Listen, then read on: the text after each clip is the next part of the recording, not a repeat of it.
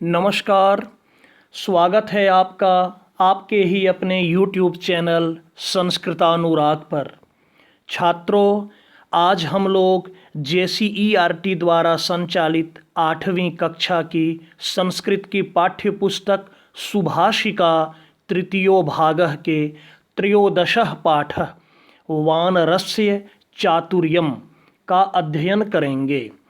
तो आइए अब मैं आज के पाठ का अध्यापन कार्य प्रारंभ करता हूँ। त्रयोदशः पाठः वानरस्य चातुर्यम। 13वां पाठ बंदर की चतुराई। देखिए इस कहानी को। एकस्मिन् वने एकः वानरः प्रतिवसति स्म। एक वन में एक बंदर रहता था।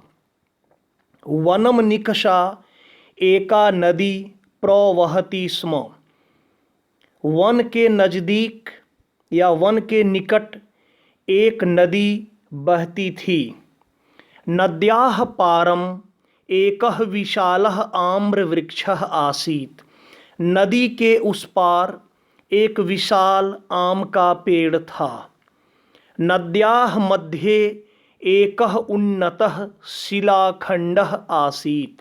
नदी के बीच में एक ऊंचा शिलाखंड अर्थात पत्थर की चट्टान थी। प्रतिदिनं स वानरः एकवारमेव कूर्दनेन तस्याः नद्याः पारं गच्छति स्म।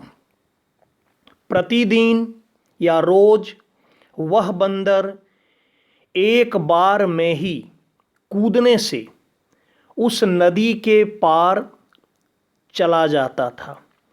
प्रतिदिन रोज वह बंदर एक बार ही छलांग लगाने से या कूदने से उस नदी के पार चला जाता था। सायंकाल पर्यंतम तत्र फलादिकं भुक्त्वा क्रीडादिकं कृत्वा च पुनः प्रत्यागच्छति स्म। शाम तक अर्थात शाम होने तक वह बंदर वहाँ फल आदि खाकर और खेलकर पुनः वापस आ जाता था। तस्याम नद्याम एकः मकरः अपि स्वपत्न्याः सह निवसति स्म। उस नदी में एक मगरमच्छ भी अपनी पत्नी के साथ रहता था। मकरः मतलब होता है मगरमच्छ। तस्य पत्नी तम वानरम दृष्ट्वा चकितः भवति स्म। उस मगरमच्छ की पत्नी उस बंदर को देखकर चकित हो रही थी। सा चिंतयति, वह सोचती है कि दृशः दीर्घकायः वानरः, कैसा दीर्घ शरीर वाला बंदर है।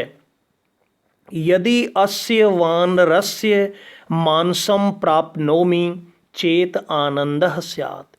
यदि इस बंदर का मांस मुझे प्राप्त हो तो बड़ा आनंद आए। एकदा सा स्वपत्ये निवेदयति। एक दिन वह अपने पति से निवेदन करती है। अहम एतस्य वानरस्य हृदयं खादितुम इच्छामि। मैं इस बंदर का हृदय खाना चाहती हूँ।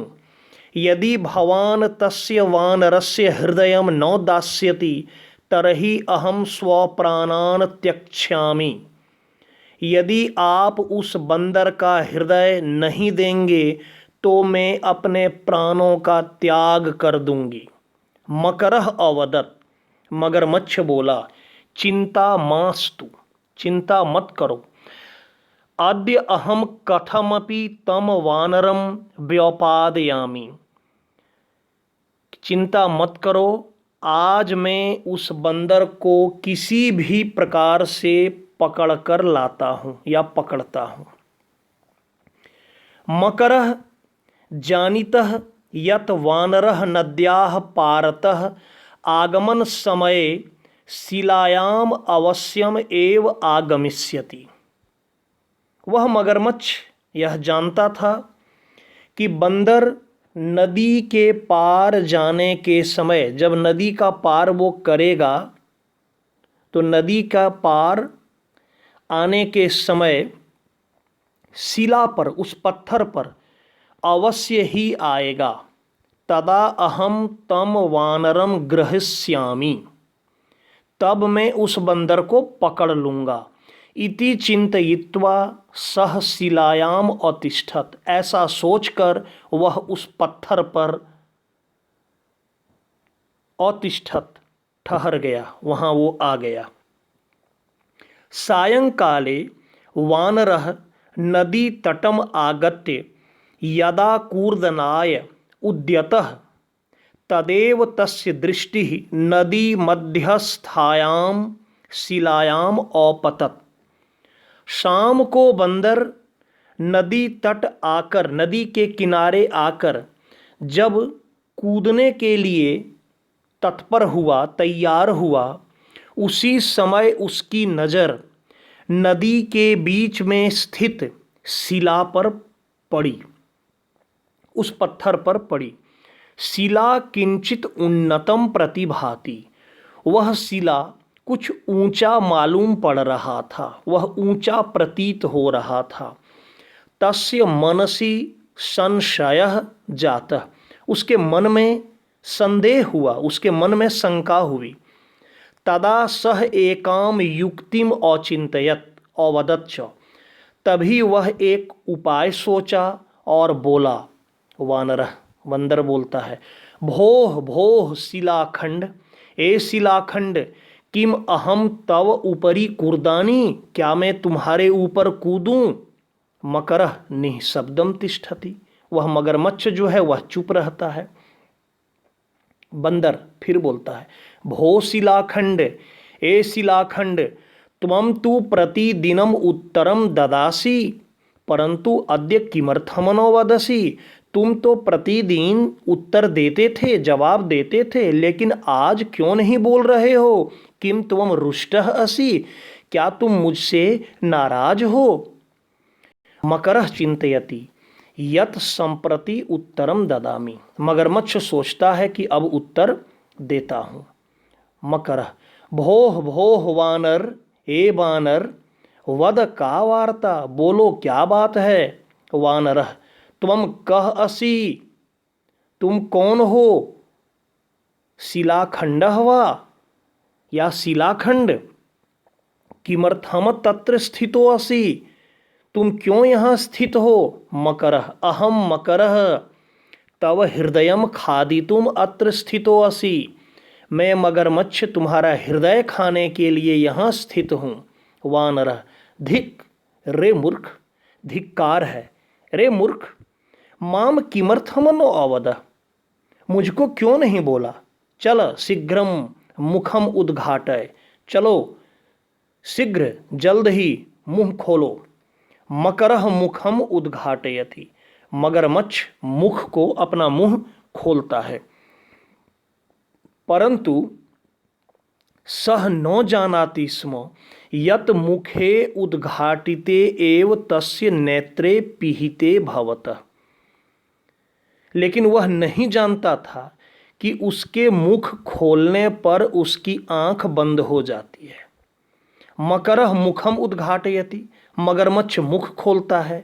मुखे उद्घाटिते एव वानरः मकरस्य पृष्ठे अकुर्दत, मुंह के खोलते ही बंदर मगरमच्छ के पीठ पर कूदा।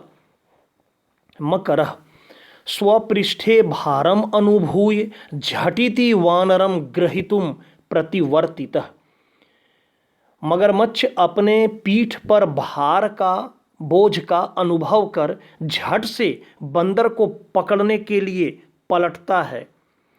वानरः तु पूर्वतः एव सिद्धः आसीत्, बंदर तो पहले से ही सिद्ध था, दक्ष था, माहिर था। सह अग्रिमे कूर्दने एव नद्याः पारम गतः, वह अगले ही छलांग में नदी के पार चला गया। मकरः अरे वानर, त्वम किम अकरो। मगरमच्छ कहता है कि ए बंदर, तुमने क्या किया।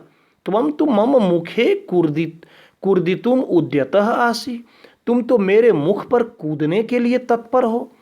वानरः वस्तुतः त्वम महामूर्ख। बंदर कहता है वास्तव में तुम महामूर्ख हो। कह एतादृशः अस्ति यह तव कृते स्वप्राणान त्यक्ष्यति। कौन इस तरह का मूर्ख है जो तुम्हारे लिए अपने प्राण को त्याग देगा। इतोऽपि एतत्तु विचारय यत् शिलाखंडः अपि वदति वा। और भी तुम विचार करो कि क्या कोई पत्थर की चट्टान, कोई शिला बोलता है। मूर्खः मकरः स्वहस्तम बलितुम एव स्थितः। और वह मूर्ख मगरमच्छ अपना हाथ मलता रहा। रिक्त हस्तः सह मकरः स्वपत्नीम उपगतः। खाली हाथ वो मगरमच्छ अपनी पत्नी के पास गया। वानरः चातुर्येन स्वप्राणान और रक्षत। बंदर अपनी चतुराई से अपने प्राणों की रक्षा कर लिया। तो बच्चों, ये था आज का पाठ। अब देखिए अभ्यास कार्य। अभ्यास कार्य में पहले शब्दार्थ दिया हुआ है, इसे आप ध्यान से देख लेंगे। संभव हो सके तो इसे याद भी कर लेंगे, ज़्यादा बेहतर होगा। आगे देखिए कुछ प्रश्न हैं। अधोलिखितानाम प्रश्नानाम उत्तराणि लिखत। नीचे लिखे गए प्रश्नों के उत्तर लिखें। वानरः कुत्र प्रतिवसति स्म। बंदर कहाँ रहता था। इसका उत्तर होगा वानरः एकस्मिन् वने प्रतिवसति स्म। बंदर एक वन में रहता था। नद्याः मध्ये किम आसीत। नदी के बीच में क्या था।